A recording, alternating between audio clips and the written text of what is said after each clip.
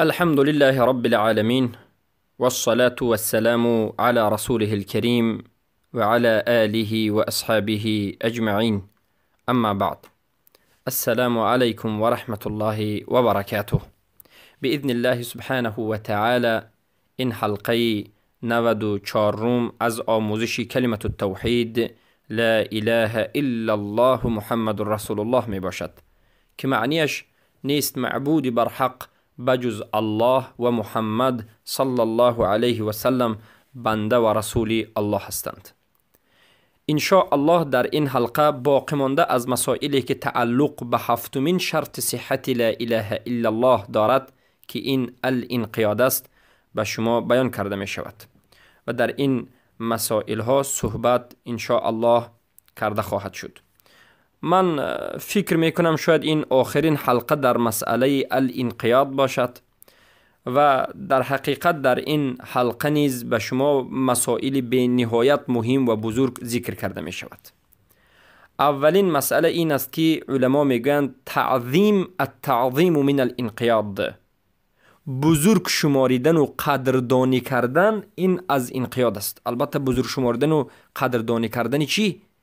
بزرگ شماریدن الله سبحانه و تعالی، بزرگ شماریدن شریعتش و قدردانی کردن رسولش محمد صلی الله علیه و سلم از چیزهای مستلزمات، چیزهای ضروری لازمی انقیاد است.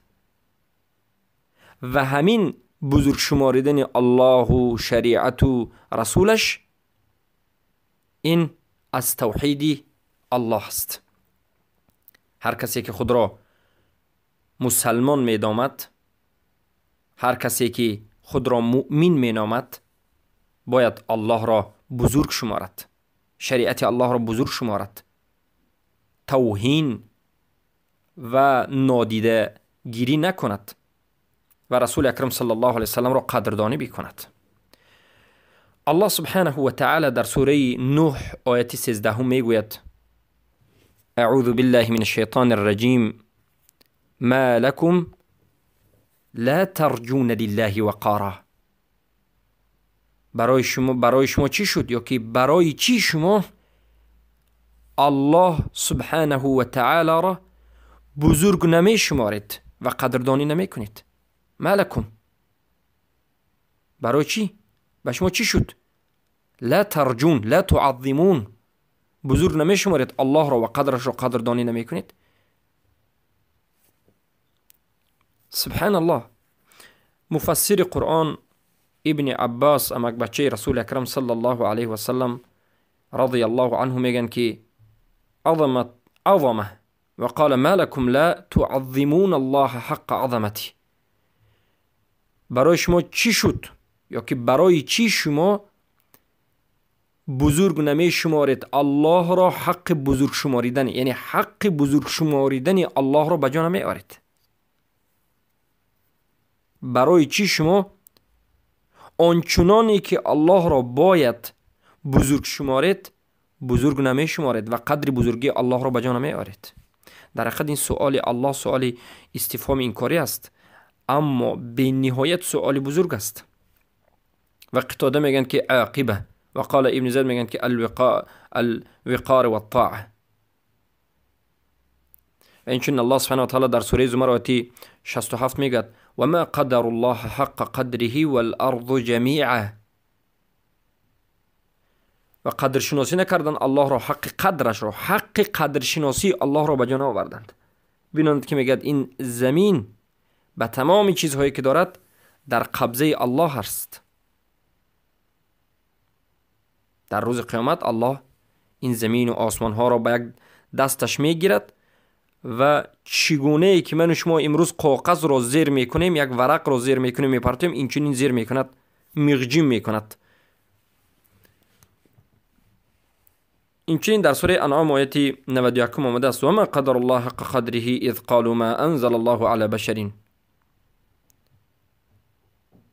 یعنی حق قدر الله را بجا نآوردن، قدر شناسی الله را، حقش را بجا نآوردن زمانی که گفتند که الله از در بین مردم بشری را رسول نفرستاده است.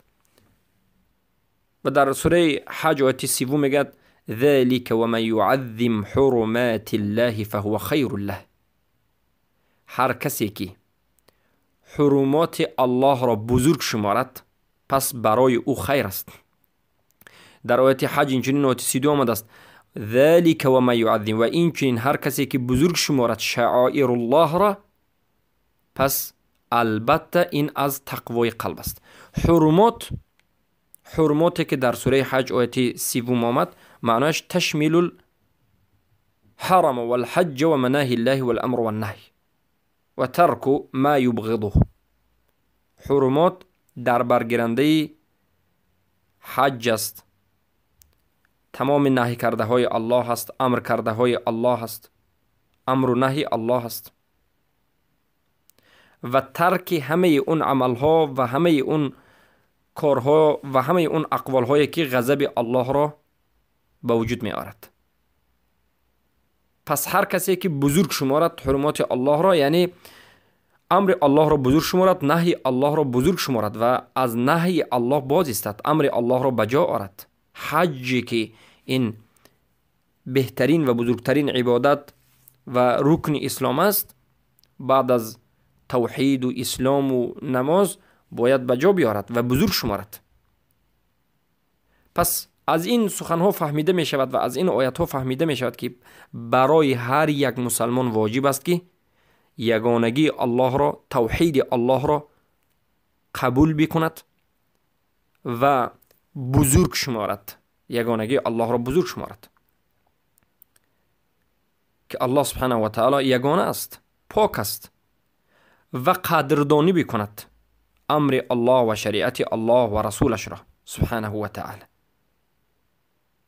و هیچ مناقشه درباره بزرگی الله و عظمت الله نکند. ابن القیم الجوزی در طریق الهجرتین میگن التعظیم اثر من آثار المحبه. بزرگ شماریدن این میوه از میوه های محبت است. یعنی وقتی که شما الله را دوست می‌دارید، بعد از این الله را بزرگ میشمارید. امر الله در نزد شما بزرگ است، نهی الله در نزد شما بینهایت بزرگ است، دور میشوید و شما الله را قدر شناسی میکنید، در همه جا در یاد الله هستید. و هی وجود تعظیم فی القلب یمنع الانقیاد لغیر محبوبی. تعظیم، بزرگ شماری، این معناش این است که میگن با وجود آمدن تعظیم، بزرگ شماری در قلب است که من میکند شما را که بر دیگر غیر محبوبتون انقیاد بکنید. یعنی وقتی که شما در قلبتون در حقیقت الله را بزرگ شماریدید، شما نمیتوانید که بغیر الله انقیاد بکنید، تمام انقیادتون بر الله خواهد شد.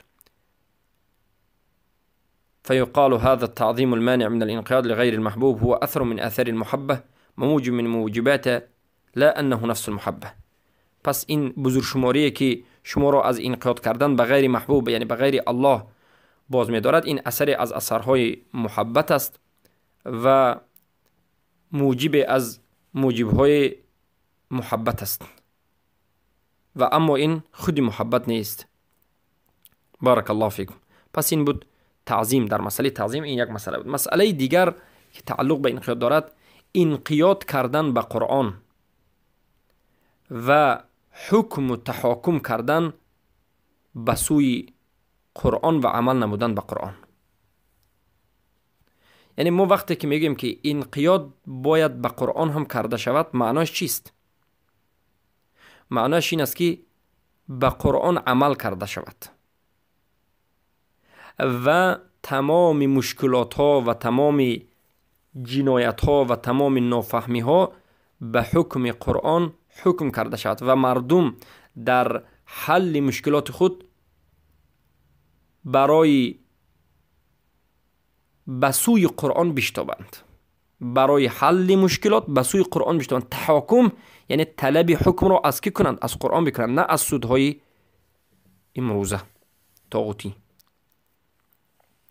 پس یکی از انقیادها، یعنی عمل کردنی های پابرجا ایستادن در عمل واجب، این انقیاد به احکام قرآن است، به امر الله، به امرهای الله، و تحاکم کردن به سوی قرآن، طلب حکم از قرآن. و انمین حقیقتی در حقیقت انقیاد به الله سبحانه و تعالی است. وقتی که شما به قرآن انقیاد میکنید، معنیش این است که شما به الله انقیاد میکنید، چرا که قرآن کلام الله است و هر امری که در قرآن آمده است این امر الله است و دین الله است. چگونه که انقیاد بر رسول اکرم صلی الله علیه و سلم، این متابعت کردن به رسول اکرم، به سنت های رسول الله و به امر رسول الله هست، این چنین انقیاد کردن به قرآن این پیروی کردن قرآن است. پس انقیاد کردن به قرآن، انقیاد کردن، عمل نمودن احکام الله، انقیاد کردن به الله سبحانه و تعالی. ابن حزم رحمه الله در الاحکام میگند لما كان القرآن هو عهد الله إلينا والذي ألزمنا الإقرار به والعمل بما فيه وجب الانقياد لما فيه. زمانی که میگن قرآن این عهد الله با ماست و آنی که ما را الزام کرده است که اقرار به وی بکنیم، پس عمل کردن به آنچه که در قرآن است و انقیاد کردن بر وی برای ما واجب است. بارک الله فیکم. پس دلیل های زیاد در قرآن و سنت وجود دارد که آشکار و واضح می فهماند که انقیاد کردن به قرآن این واجب است، یعنی فرض است. پیرو شدن و متابعت کردن به قرآن و عمل کردن به قرآن این در حقیقت واجب است. و این چنین قرآن می فهماند که هر کسی که از قرآن روی می گرداند، عمل نمی کند، خودش را امتناع می کند، از پیروی کردن دست می کشد، این کافر است. سوره انعام آیه 106 که آمده است، الله سبحانه و تعالی میگه اعوذ بالله من الشیطان الرجیم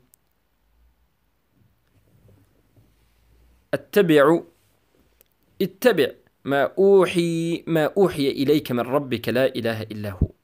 پیرو بشوید، اتبع یا پیرو بشو به آنچه که وحی آمده است به سوی تو از جانب الله که نیست معبودی بر حق بجز او. الله سبحانه و تعالی در اینجا اتباع بر قرآن را امر می کند که این البته انقیاد است و امتثال است. انقیاد، امتثال، اتباع، پیروی، که این یکی از لوازم و چیزهای لازمی کلمت توحید است که لا اله الا الله محمد رسول الله و شرطه‌اش است. و این امر به رسول اکرم صلی الله علیه و سلم است، اما الله سبحانه و تعالی چیزی را که به رسول الله امر کرده است این به من شما هم دخل دارد. بارک الله فیکم. یعنی وقتی که الله گفت که پیرو بشو ای رسول الله با آن چیزی که به تو نازل شد به قرآن، این چنین به من شما دلالت میکرد که ما هم باید پیرو بشویم. چخیلی که در حدیث صحیح آمده است ان الله امر المؤمنین بما امر به المرسلین. الله مؤمنان را امر کرد به آن چیزی که مرسلین را، رسولان را امر کرد. و این چون در سوره اعراف آیه 3 آمده است که الله سبحانه و تعالی میگوید اتبعوا ما انزل الیکم من ربکم ولا تتبعوا من دونه اولیاء. پیرو بشوید، متابعت بکنید به آن چیزی که الله نازل کرده است به سوی شما قرآن را نازل کرده است از جانب رب، از جانب الله به سوی ما قرآن آمده است که ما باید پیرو بشیم. ولا تتبعوا، و پیرو نشوید و متابعت نکنید، من دونه اولیاء، غیر از الله به دیگر چیزها. پس در این آیه الله سبحانه و تعالی امر میکند به انقیاد کردن به کتابش و به یگانه شماریدن خودش در همین انقیاد، و نهی میکند از شرک. من دونه اولیاء، نهی میکند از شرک که در وی انقیاد، عمل نمودن به غیر الله سبحانه و تعالی باشد یا طاعت کردن به مخلوقین و در معصیت الله سبحانه و تعالی باشد. و این چنین آیات ها البته زیاد است. پس در آیت دیگر آمده است سوره بقره 101 که ولما جاءهم رسول من عند الله مصدق لما معهم نبذ فريق من الذين اوتوا الكتاب كتاب الله وراء ظهورهم كأنهم لا يعلمون. زمانی که به نزد آنها رسول آمد، به نزد کافرین، مشرکین، یهود و اهل کتاب نصارا رسول آمد، از نزد الله تصدیق کننده به آنچه که در همراهشان بود، همراه اونها. نبذ فریق، در اینجا علما میگن ترک، گروه از آنها ترک کردند، امتناع کردند، اعراض کردند، سرکشی کردند از آنی که به آنها کتاب داده شده بود، از آنانی که اونها اهل کتاب بودند. یعنی یک فرقه از اهل کتاب از این رسول آمده سرکشی کردند و ترک کردند اهل کتاب. پس در اینجا الله سبحانه و تعالی این عملشان را بد اعلام میکند و این عمل را زشترین عمل اعلام میکند. پس این هم دلالت میکند که ما باید وقتی که قرآن در بینمون هست حتما باید انقیاد به قرآن بکنیم، یعنی عمل به قرآن بکنیم، امر و نهیش را نادیده نگیریم، امرها را به جا آوریم، نهیها را ترک بکنیم و الله را یگانه شماریم. و این بود انقیاد بر قرآن. و البته علما میگن انقیاد بر قرآن این چنین قرائت قرآن است، ختم قرآن است که باید فراموش نکنیم و از هاجر قرآن نباشیم. بارک الله فیکم. مسئله دیگر انقیاد کردن به رسول الله صلی الله علیه و سلم. در حقیقت انقیاد به رسول اکرم صلی الله علیه و سلم این حقیقت انقیاد به الله است.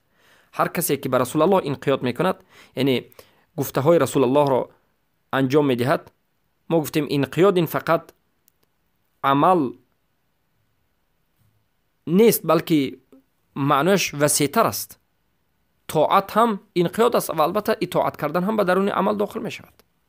یعنی وقتی که انقیاد میگیم تمامی عموم عمل رو در نظر داریم. انقیاد یعنی اطاعت کردن، طاعت، عبادت، عمل، امتثال، التزام. انقیاد رسول یعنی اطاعت رسول، گفته های رسول را به جا آوردن، عمل نمودن به سنت رسول الله. پس این انقیاد رسول یا که انقیاد کردن به رسول الله صلی الله علیه و سلم عین انقیاد یا حقیقت انقیاد به الله سبحانه و تعالی است. زیرا که رسول الله این مبلغ از جانب الله است صلی الله علیه و سلم و ذاتی که رسول الله را فرستاده است و احکام را فرستاده است این الله است. پس امر رسول الله صلی الله علیه و سلم، شریعت رسول الله، حکم رسول الله، این در حقیقت امر آن کسی است که رسول الله را فرستاده است.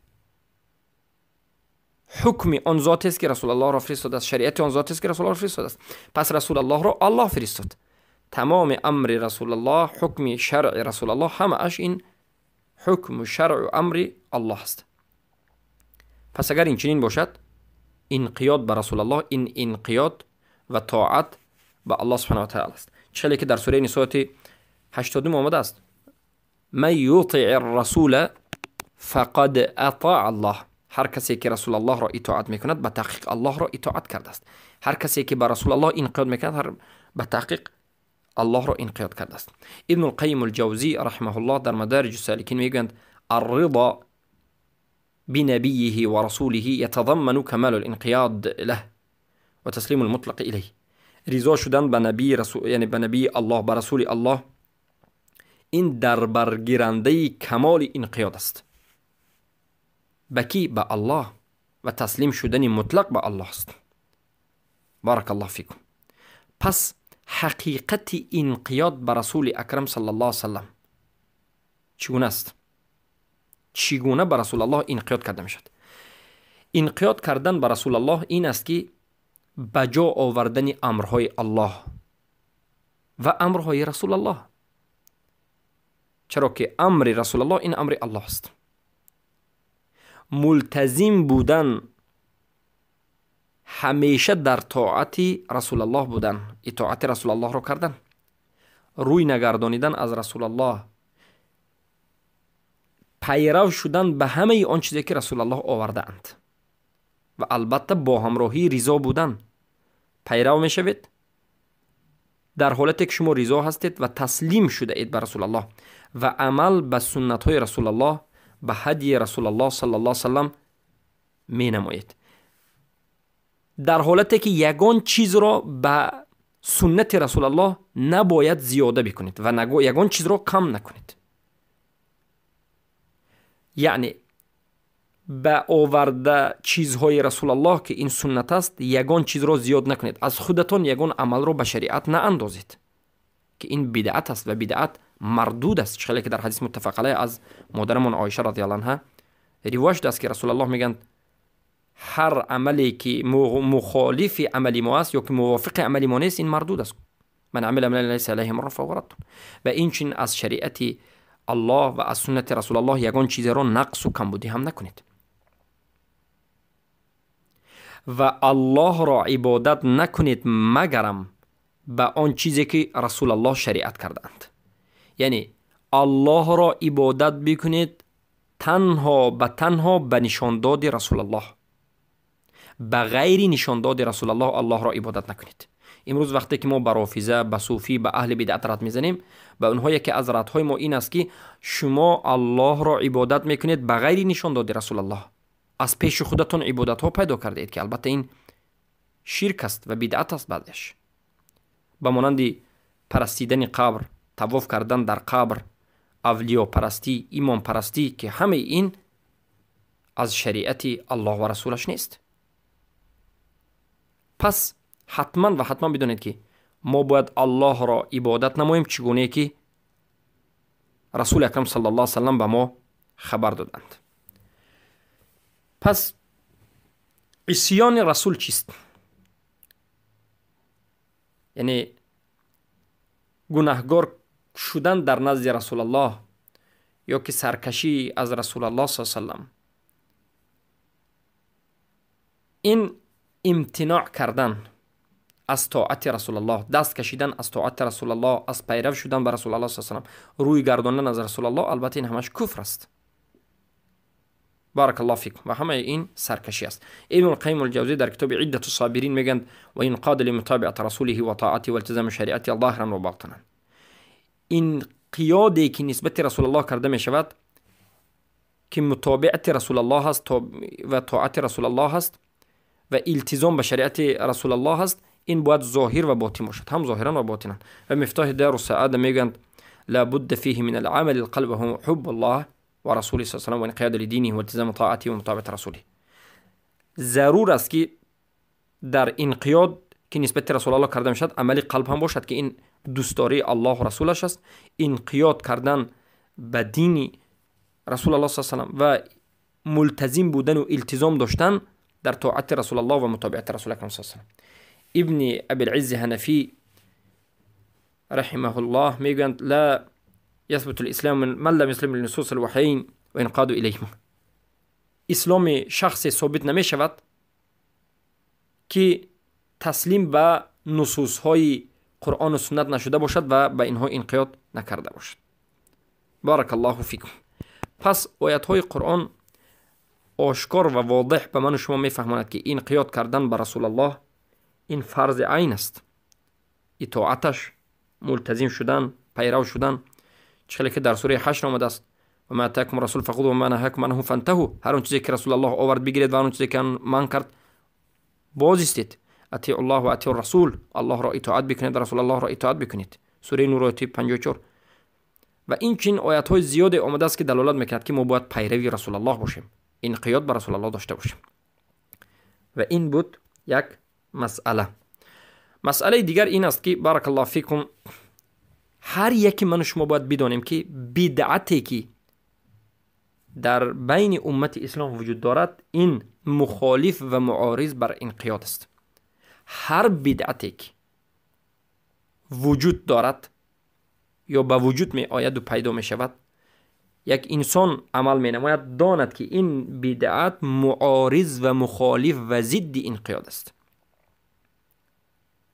پس یکی از آن چیزهایی که معارض به انقیاد رسول الله هست، ضد انقیاد به رسول الله صلی الله علیه و است، این بدعت کردن یا که الابتداع فی الدین است. بدعت کردن، بدعت را چیزی یک نوی را در دین پیدا کردن است، یا که تقلید کردن به یک مذهب در حالتی که تقلید در همین جا مخالفی رسول الله صلی الله علیه و باشد. امروز بسیار انسان ها تقلید میکنند، مقلد هستند به مذهب یا به یگان شخص در حالتی که همین عملشون یا که در یگان مسئله که تقلید میکنند مخالف نصوص قرآن و سنت است، مخالف رسول اکرم صلی الله علیه و آله است، یا تکیه کردن بر رأی و عقل و اندیشه کسی و ترک کردن قرآن و سنت. البته این مخالف انقیاد است. و امروز ما به متعصب ها میگویم ای کسانی که متعصب به مذهبید، به فلان اولیاء یا فلان شخصید، شما دانید که با این عملتون انقیاد به رسول الله صلی الله علیه و آله را ترک نموده اید. این عمل مخالف انقیاد است، مخالف اطاعت رسول الله است. ما باید 100% مخالف قرآن و سنت نباشیم، همیشه 100% موافق قرآن و سنت باشیم. و این چنین بارک الله فیکم انقیاد وقتی که نظر میکنیم در صحابه رسول اکرم صلی الله علیه و سلم به نهایت قوی وجود داشت. برای همین صحابگان نجات یافتند. برای همین رسول اکرم صلی الله علیه و سلم عددهای معین اونها را به نامهایشان ذکر کرد که از اهل جنتند، به مانند عشرة المبشره از اهل جنت، کسی که در جنگ بدر اشتراک نموده است، یا کسی که از اهل بیعت الرضوان است، صلح حدیبیه و غیره.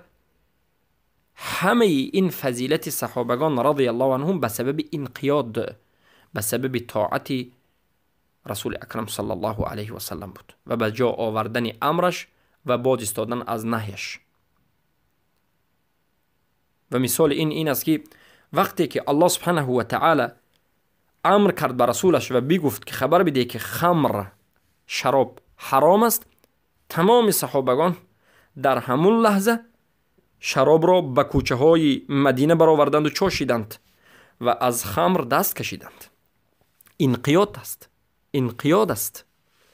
و ببینید که انقیاد صحابگان نسبت رسول الله چگونه بود در یک همون زمانش. وقتی که شنیدند که یک چیز حرام است ترک کردند. و اینچنین وقتی که آیت حجاب نازل شد، به مجرد نازل شدن آیت حجاب تمام زنان مؤمنه و مسلمه صحابیات یک و یک بار حجاب کردند، همه انقیاد کردند، هیچ کسی یگان مخالفت نشان نداد. امروز ببینید زنهای مسلمه را، مردهای مسلمان را انقیاد دارند یا ندارند مثل صحابگان؟ البته ندارند. ما ضعیفیم، لیکن باید کوشش بکنیم. امروز بسیار زنها خود را مسلمان میگن در حالتی که حجاب ندارند. ترک حجاب این کفر است. یا که ببینید انقیاد صحابگان را وقتی که نماز به سوی بیت المقدس میخواندند، در نماز عصر قبله اشون بیت المقدس بود، چندین سال به سوی بیت المقدس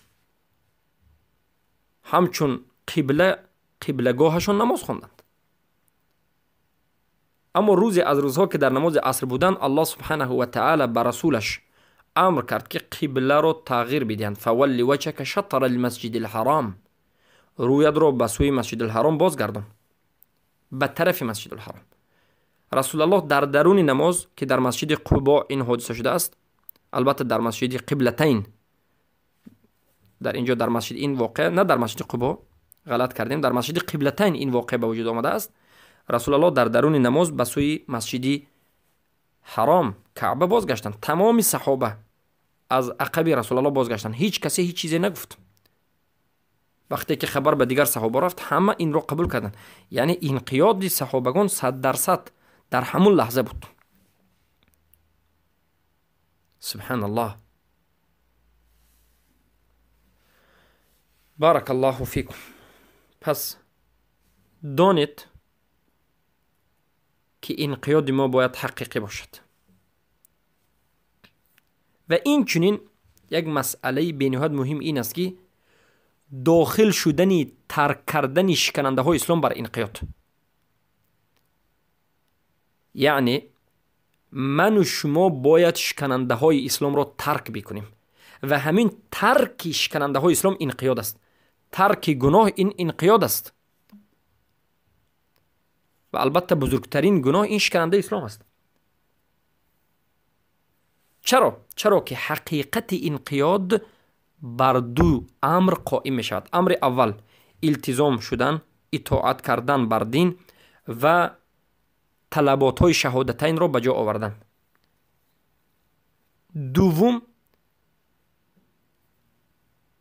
دوم نمود انقیاد ترک کردن گناه ها که از همه بزرگترینش این شکننده های اسلام است. ترک کردن، به جا آوردن شکننده های اسلام. چلی که سلیمان ابن سحمان رحمه الله میگن و خامسها فالانقیاد و ضده هو الترک للمأمور او فعل مفسد. انقیاد این ضدش میگن این ترک است. بارک الله فیکم. یعنی ضد انقیاد به جا آوردن یگون چیزی فاسد کننده انقیاد است که این شکننده است، شکننده اسلام است. یعنی هر وقتی که انسان شکننده از شکننده های اسلام را به جا می آورد، انقیادش نابود می شود و اسلامش نادرست می شود و در همین حالت چی می شود؟ از اسلام بیرون می شود. بارک الله فیکم. پس برادران و خواهران موحدم، بارک الله فیکم، با همین هفتمین شرط صحت لا اله الا الله را به پایان می رسانیم و از الله سبحانه و تعالی طلب میکنیم که اللهم علمنا مما ينفعنا وينفعنا مما علمتنا انك انت العليم الحكيم. اللهم اجعل هذا دروسنا خالصا لوجهك يا رب العالمين من غير رياء ولا سمعة. اللهم ربنا آتنا في الدنيا حسنة وفي الآخرة وقنا عذاب النار. ربنا هب لنا من أزواجنا وذرياتنا قرة أعين واجعلنا للمتقين إماما. ای الله، به بنده و به تمام برادران و خواهرانی که این درس را میشنوند و گوش میکنند عمل کردن را و به جا آوردن رکن ها و شرط ها و طلبات های مقتضات های لا اله الا الله را نصیب و روزی بگردان. بارک الله فیکم. از حلقه آینده باذن الله در مسئله شکننده های انقیاد صحبت میکنیم و این آخرین شکننده هاست که